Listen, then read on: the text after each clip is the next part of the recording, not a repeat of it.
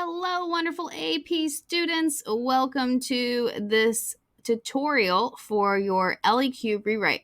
What I want you to do is grab these retake notes. You'll be turning these in with your rewrite for your rewrite points. So grab those down in the description and follow along with this video. Here we go.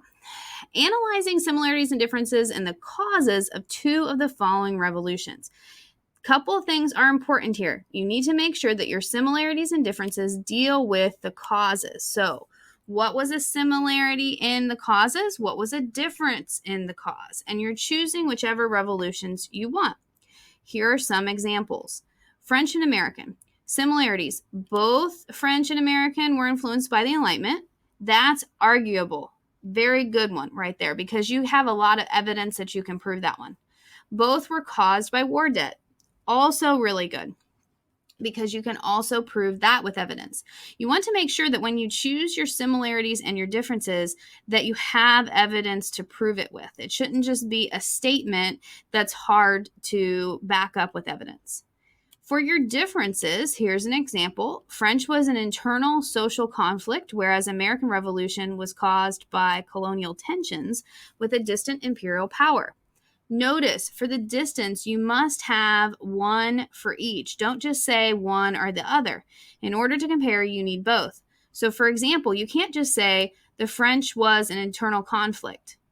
That's the difference. You can't just tell me that. You have to tell me, okay, but on the other hand, the American Revolution was blah, blah, blah.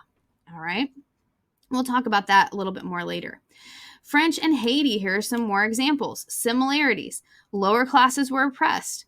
Both were influenced by the Enlightenment and the American Revolution. Both of those things are provable. Here's a good difference. Political motivations. They had different political motivations. That would absolutely work. French commoners were heavily taxed, whereas the Haitian revolutions were led by slaves motivated by the dream of freedom.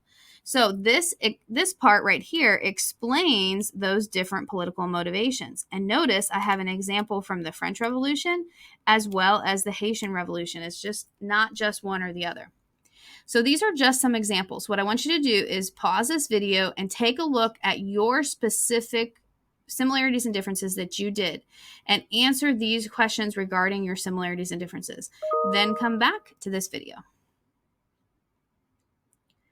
All right, now that you've looked at your essay on the similarities and differences, we're going to look at your context. In your context, you need to include at least 2 to 3 events that lead up to the revolution, and then tie these events to your thesis. Here's an example. All of this right here is the context part, and it says, in the 1700s, the Enlightenment spread across Europe and brought new ideas that challenged the old ideas. So that's one event. One of these old ideas was the divine right of kings, which said that because a king is set up by God, the people should obey him. So this is giving an example from this event. People began to question that theory and to wonder if there was a better way of governing. These ideas spread to the New World. Here's another event. Number 2, diversity in the New World also increased as a result of the colonists settling there. Enslaved Africans were brought as a result of the need for labor. Due to the different ethnicities present, a new class system was created called the caste system. This class system began to cause tensions between different ethnicities, which led to revolutions. This part right here is the super important part because it ties it to your thesis. It tells the reader that all of these things lead up to revolutions. Without this, your context would not get the point. You need to have that tie-in to your revolutions. So what I want you to do now is look at your essay and check out your context. Answer these 2 questions about your context. Pause this video and I'll see you in a minute. Now let's talk about your thesis. For your thesis, you must have an argument in it. Here's an example.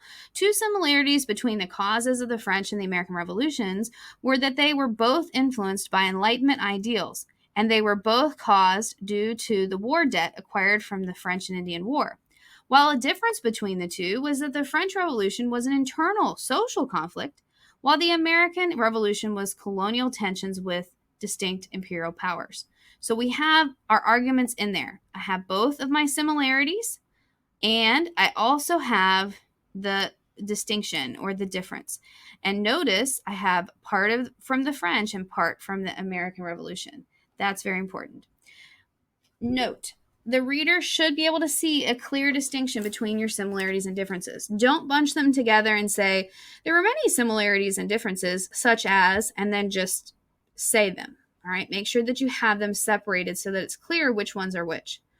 Also, don't use a similarity that's too obvious. For example, don't use location. That's way too obvious. It's not going to be something that you can argue. It's more of a standalone piece of information, and you need something that's going to be a little bit more easy to argue. You need something that's going to be able to have evidence with it. By saying they were both in a different location, well, that's obvious, right? But that's not something that we can really take any further than that. So what I want you to do now, pause the video, look at your thesis, and answer these questions.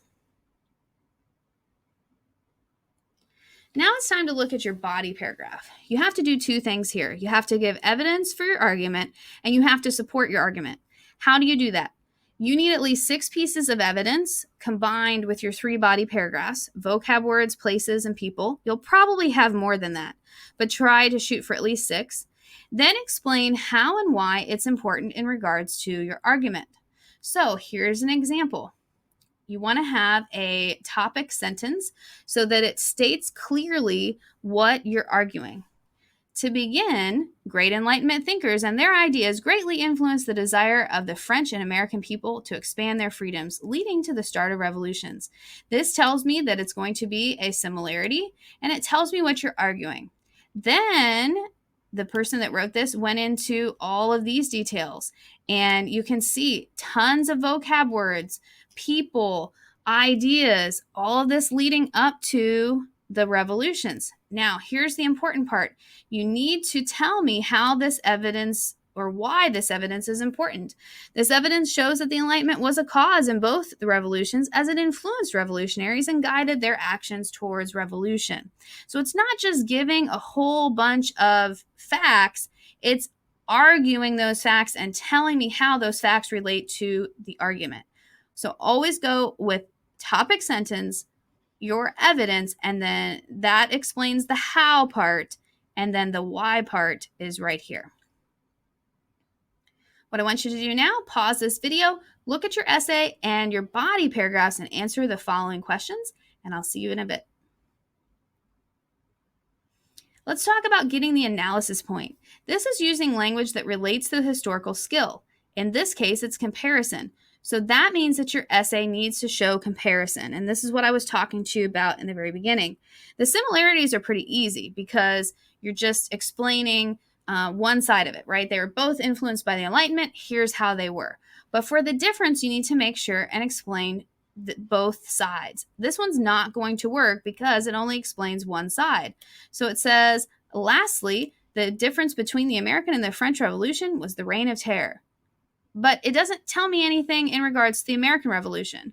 So to make this better, you have to add something on to this. You'd have to say the difference between the American and French Revolution was the Reign of Terror, which happened after the French Revolution, whereas in America, they started a new nation and wrote a constitution, and you could start talking about their government. All right, but it has to have both sides here. It can't just explain the Reign of Terror.